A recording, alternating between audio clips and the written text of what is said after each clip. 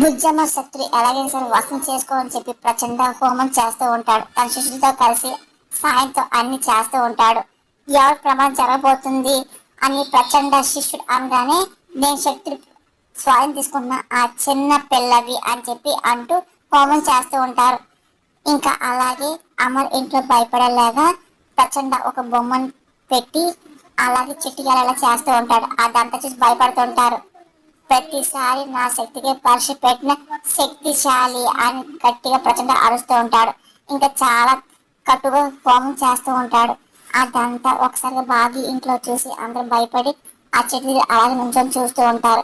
బుజ్జం మాత్రం చాలా భయపడుతూ ఉంటుంది. ఇంకా అలాగే చూస్తూ ఉంటుంది. అమర్ పార్ది ఇంకా మెల్లిగా దగ్గరికి వెళ్తూ ఉంటారు. కపాల మోక్షం కలపోతుందా కాదా అంటూ ప్రచండ గట్టి గట్టిగా అరుస్తూ ఉంటాడు. అదే బుజ్జం శక్తి వశం చేసుకోని చెప్పేసి అదే పనిగా ప్రయత్నిస్తూ ఉంటాడు. ఇంకా మంటలు చదువుతూ ఉంటాడు. ఎప్పుడైతే పాతి వెళ్ళిపోతుంది అమర్ ఆపుతూ ఉంటాడు. ఒక్కసారిగా వేలాడుతున్న బొమ్మ పేలిపోతుంది. అది చూసి అమర్ పాతి పరిగెడుతుంటాడు.